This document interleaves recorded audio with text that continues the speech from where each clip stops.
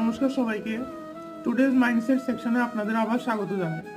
আজকে আমি রবীন শর্মা স্যারের লেখা মাস্টারি ম্যানুয়াল এই বইয়ের একটা লাইন আপনাদের সাথে শেয়ার করতে চাইছি। লাইনটা হচ্ছে, the person who tries to do everything অ্যাচিভস nothing.